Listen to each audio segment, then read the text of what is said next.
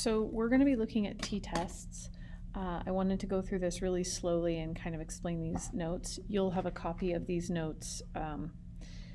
If we were in class, I'd hand it out to you. But for right now, I'm going to email them to you. So if you want to just print them out and go through this, you can. So we're going to be looking at t-tests today, specifically looking at 2 samples. So we're going to be looking at 2 sample t-tests today. We'll look at 1 sample on another video. For the purposes of IB math, right? So if you're in SL, we're going to assume that we're dealing always with normal distributions. Okay, for HL math, we're going to refer to the central limit theorem, which says that if n is greater than 30, we can assume a normal distribution. Okay, so SL, this doesn't really relate to you. We're going to just assume it's always normal. So what's the purpose of a t-test? So the purpose of a t-test is it answers the question, is there a significant difference between 2 groups that are normally distributed?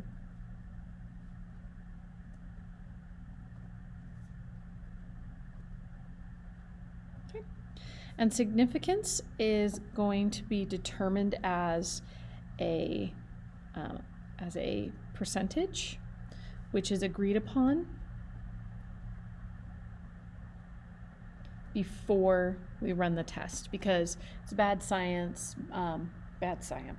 to do something like set the significance test after you already have your results, because then you would basically be laying like a bias into your test. So 2 samples, these 2 different sets, they can be what we refer to as paired, or they can be unpaired, which we refer to as pooled. This right here, this pool, that's what the calculator is going to refer to it as. So you want to recognize this term right here. At the SL level, samples are always going to be pooled / unpaired. But for reference, we're going to just take a second and go through it. So pooled unpaired, what does that mean? Well, you might say it's something like this. Maybe I'm running an experiment on a fertilizer or something, and we want to know, does field 2 perform differently, better, worse, or some combination of those 2 than the control field? So these are different groups, right? Like if there's a plant here in this corner and a plant here in this corner, those 2 plants are not directly related, right? They're different plants in different fields receiving different treatments.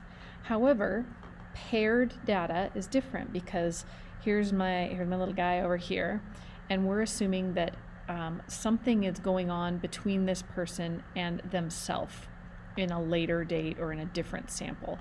So in an experiment, that might be like pre/post test. And on a cow, this is Mr. Murray's example, which I love.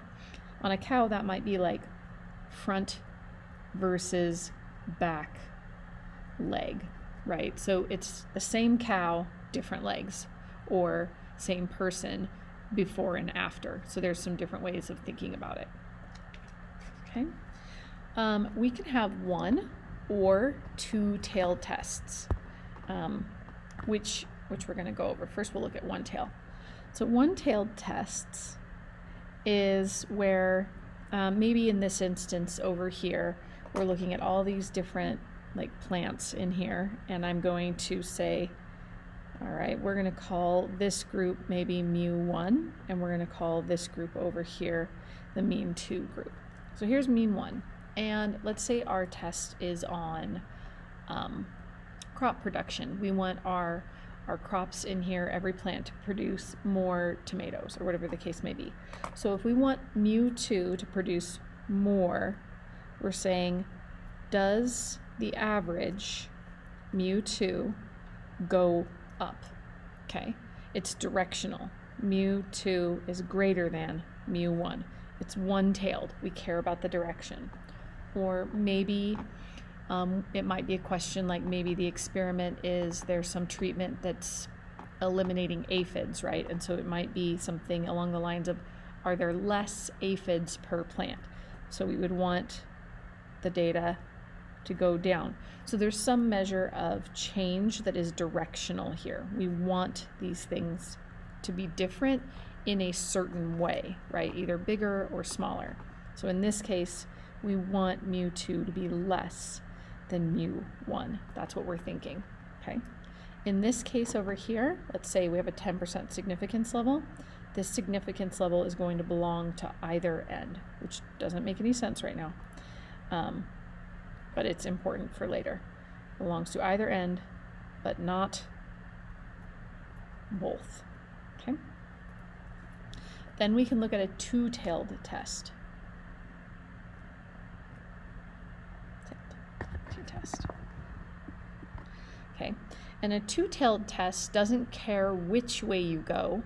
It just cares that they're different. Like maybe I want to know, I don't know when you would want this, but maybe is there some variance now that they're supposed to be the same curve, but whatever. So I don't care whether it went this way or this way in our scenario. I just care that it moved at all. So in this case, what I want to know or show is that these two things aren't the same, okay? These things are not equal. And in this case, the significance level is going to belong to both ends. So like if we had a significance level at 10% that we were using as our cutoff, then 5% belongs down here and 5% belongs up here. So it affects how willing we are going to be to accept this change. So it's going to basically change how we look at our answer. This one down here would be this end. This one is going to be this end. Okay. This would be 10 and 10.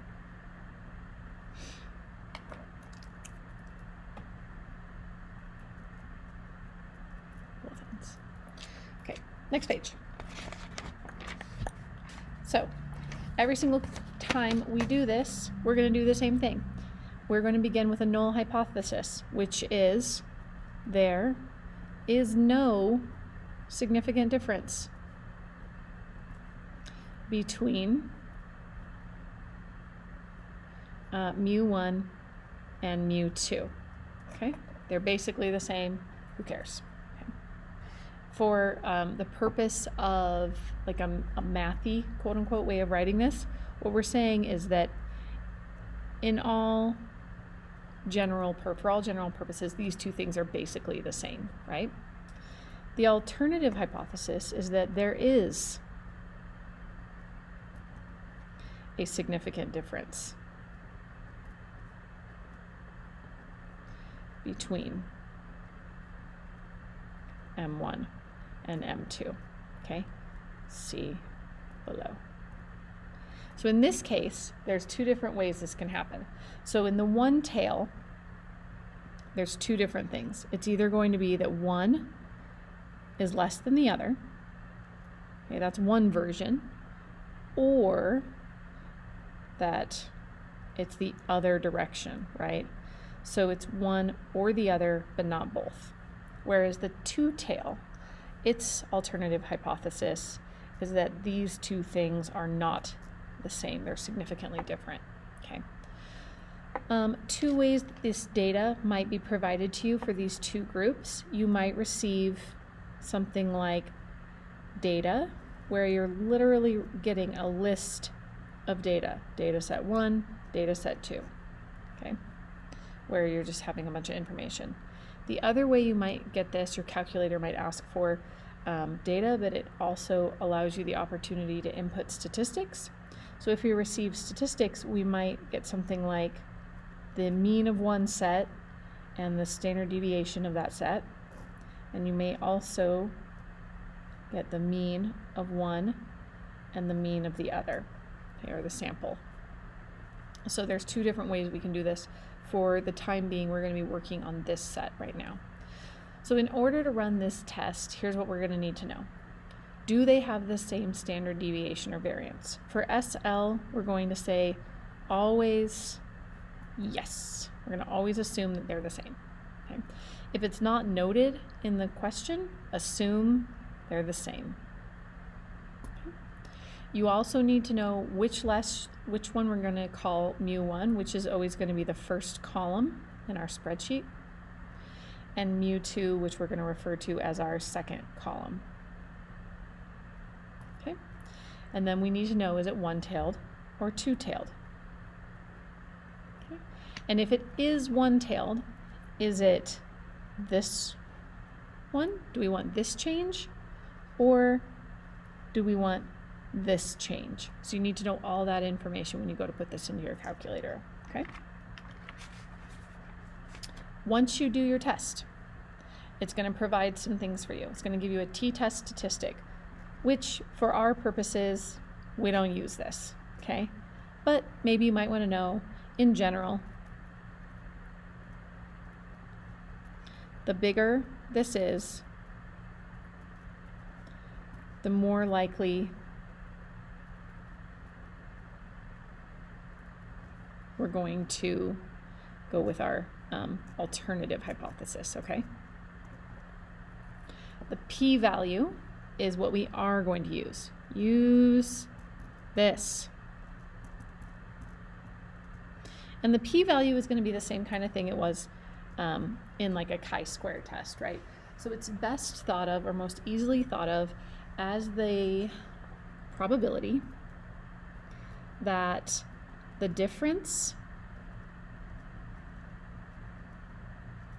between the means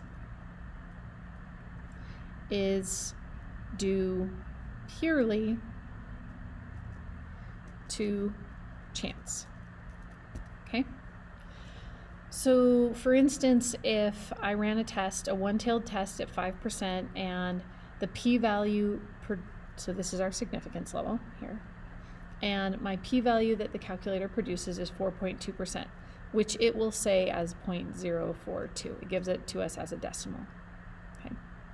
So what that means is it's 4.2% likely that the difference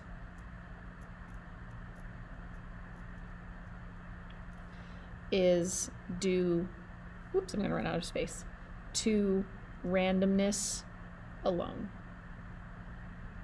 Okay.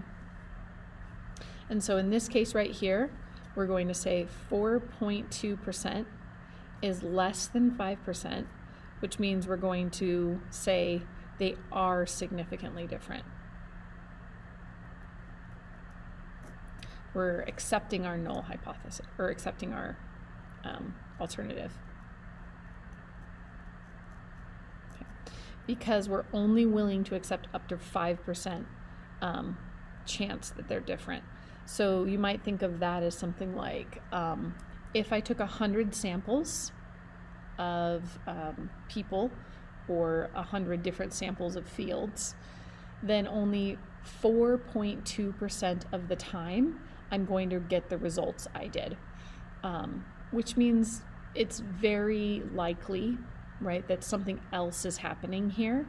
It's very unlikely, that's this 4.2, that the difference is just randomness. And we're willing to accept quite a bit of randomness, right? We're willing to accept up to 5% likelihood that it's just due to randomness, okay? But 4.2 is less than the amount we're willing to accept. We're not willing to accept that little chance. And so we would say that they're significantly different. In this case down here, this two-tailed, this 5% is going to be split between 2.5 and 2.5. And so in this case, we're going to be comparing this against 2.1. So it's 2.1% likely that it's just due to randomness. And the amount in this case that we're willing to accept is 2.5%. So since 2.1 is less than 2.5, we are not willing to accept that amount of randomness. Okay, we're saying that this is significantly different, probably due to something else.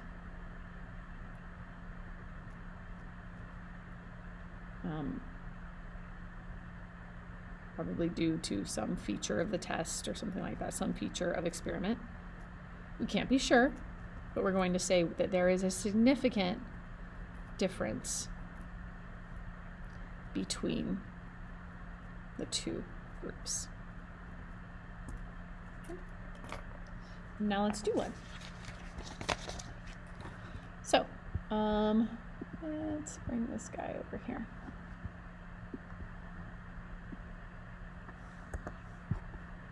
I have to minimize this for just a sec. So, I'm going to bring this over and look at it here. And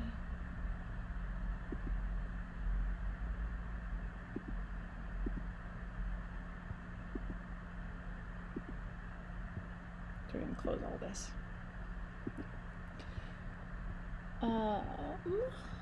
Let's see. Oh, I closed it. Shoot. Okay. Well, we'll look at how to do this in the next video. I'll pause this for now.